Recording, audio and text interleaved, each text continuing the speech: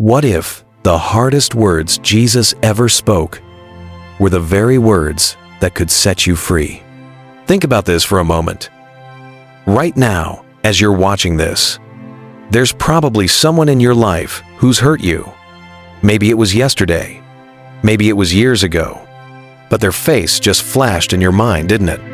And with that face came a familiar feeling, that knot in your chest, that tightness in your jaw, that whisper in your mind that says they don't deserve anything good from you. Every instinct in you says, fight back, protect yourself, don't let them win. It's human nature at its most basic level. When someone strikes, you strike back. When someone hurts you, you hurt them. When someone betrays you, you write them off. It's not just natural, it feels righteous. It feels like justice. And then Jesus comes along and commands the one thing that feels impossible. Love your enemies. Not tolerate them, not ignore them, not simply avoid them. Love them. Your mind immediately pushes back, doesn't it? That's not fair. That's not realistic. That's not even healthy. Why would he ask us to do something that goes against every fiber of our human nature? What kind of God would demand something so unnatural, so seemingly impossible? Stay with me, because hidden in this command is a secret almost nobody talks about. A secret that will challenge everything you think you know about strength, about justice, and about what it really means to be free. And when you hear it, you'll never look at love the same way again. In Luke 6:27, Jesus didn't whisper these words. He didn't suggest them quietly to a small group of his closest friends. He declared them publicly, boldly, to a crowd of broken people who knew betrayal, who knew injustice, who knew the sting of being wronged. But I say to you who hear, love your enemies, do good to those who hate you. At first glance, that sounds unreasonable, almost cruel. Here are people who have been beaten down by life, scarred by betrayal, wounded by those who should have protected them. And Jesus looks at their pain and says, now go love the ones who caused it. But Jesus wasn't giving us a suggestion. He wasn't offering a nice idea for us to consider when we feel like it. He was handing us a doorway into a higher kind of life. A life that operates on principles so far beyond human nature that they can only be described as supernatural. And here's the shocking part that most people miss. The very people who hurt you most may actually be the key to your freedom. The ones who wronged you, who betrayed you, who spoke lies about you, they might be holding the very keys to unlock chains you didn't even know were there. I know that sounds impossible right now, but stay with me, because this is where it gets really interesting. Think of that one person who hurt you. I'm serious, bring their face to mind right now. Maybe it's a parent who should have protected you, but instead abandoned you. Maybe it's a spouse who promised faithfulness, but chose betrayal. Maybe it's a friend who knew your secrets and used them as weapons. Maybe it's someone who stole from you, lied about you, or damaged your reputation in ways that still affect your life today. The betrayal that still stings. The words that cut so deep you can still hear them echoing in your mind during quiet moments. The pain that catches you off guard years later, reminding you that some wounds never fully heal. Your gut reaction is simple, clean, and feels completely justified. They don't deserve my love. They don't deserve my forgiveness. They don't deserve anything good from me. If anything, they deserve exactly what they gave me, pain. And you know what? You're absolutely right. They don't deserve it. But neither did we. Think about that for a moment.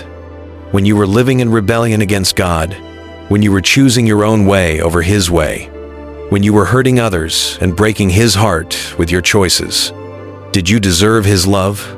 Did you earn His grace? Did you do anything to merit His forgiveness?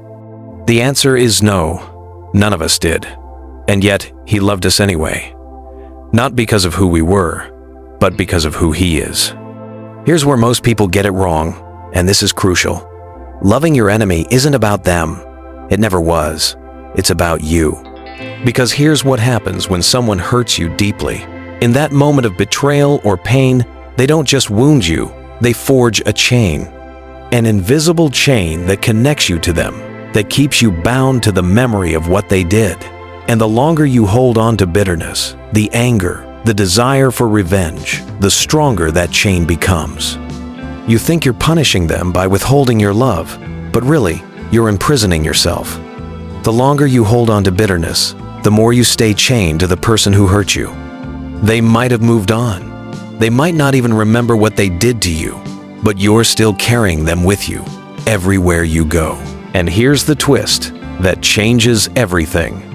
Love is not about feeling warmth toward your enemy. It's not about liking them or approving of what they did.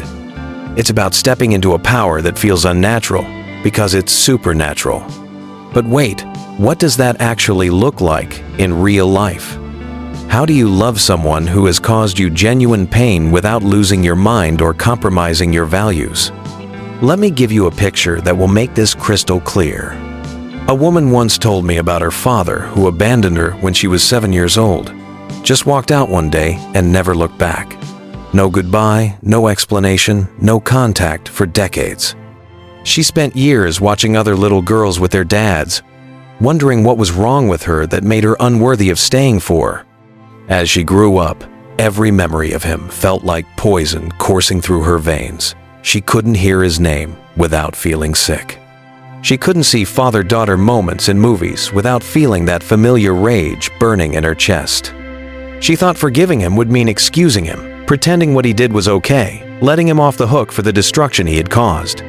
For 30 years, she carried this burden. She went to therapy, she tried to move on, she built a successful life despite him. But late at night, when the world was quiet, she could still feel the little 7-year-old girl inside her heart, asking, why wasn't I enough for him to stay? But one day, something shifted. She realized something that changed everything. Her hatred wasn't hurting him. He was living his life somewhere, probably not even thinking about her. But her hatred was keeping his hands on her life, long after he was gone. Every day she chose bitterness was another day she gave him permission to control her emotions, her peace, her joy.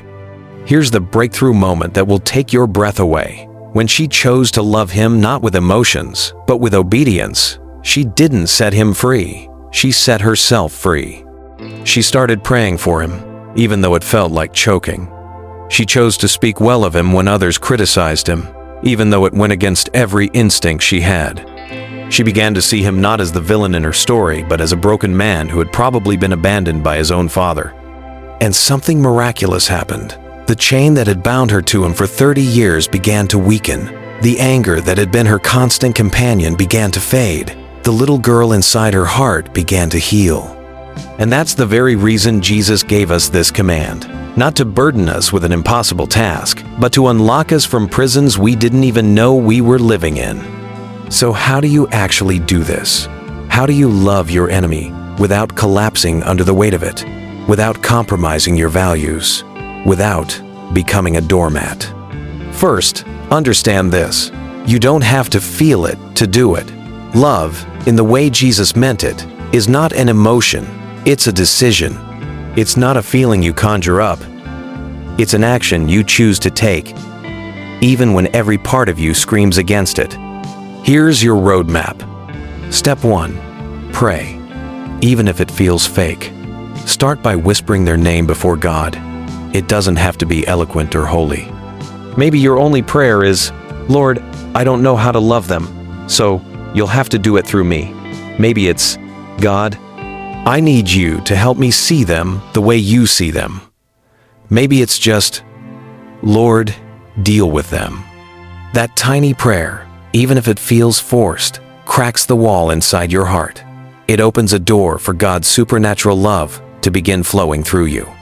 You're not praying to change your feelings. You're praying to align your will with God's will. Step 2. One act of good. It doesn't have to be big or dramatic. One kind word when you could have spoken harshly. One smile when you could have glared. Even just choosing not to curse their name when someone brings them up. One small act of choosing good over evil. That single act of obedience dismantles bitterness faster than 1,000 thoughts ever could. Because when you act in love, even without feeling it, you're aligning yourself with the character of God. And God's character has the power to transform your character. Step 3. Redefine love. Love isn't approval. Love isn't agreement. Love isn't excusing bad behavior or becoming a doormat. Love is obedience to God's command, regardless of whether the person deserves it. And obedience is where freedom begins.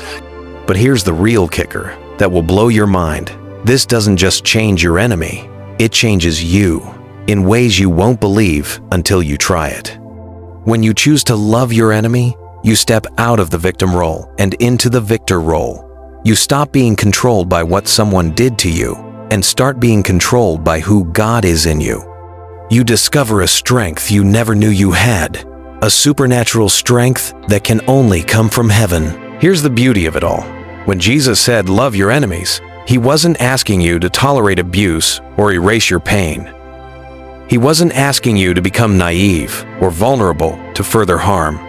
He was inviting you into the same kind of love that reached for you when you were God's enemy. A love that doesn't flow from your strength, but from His Spirit living inside you. A love that doesn't depend on your ability to conjure up warm feelings, but on your willingness to let God's love flow through you. A love that silences hate, disarms bitterness, and unlocks freedom in ways you never imagined possible. This is supernatural love. This is the love that changes everything, not just for your enemy, but for you. Because when you love like this, you discover that you're not just following a command, you're stepping into your true identity as a child of God. So here's the question only you can answer.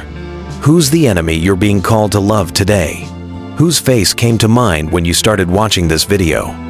Take a deep breath, whisper their name to God right now, and watch what happens when His love does what your strength never could. If this word spoke to you today, if someone came to mind while you were watching this, I want you to do something brave. Type the word enemy in the comments below. Don't explain. Don't elaborate. Just that one word. That's your declaration today. That's you telling God, I'm ready to love like you love. And if this message stirred something in your heart, share this video with someone who needs to hear it, because maybe, just maybe, this is the word they've been waiting for. Maybe this is the key that unlocks their prison too. Remember, loving your enemy isn't about them. It's about stepping into the supernatural life God has called you to live. It's about becoming free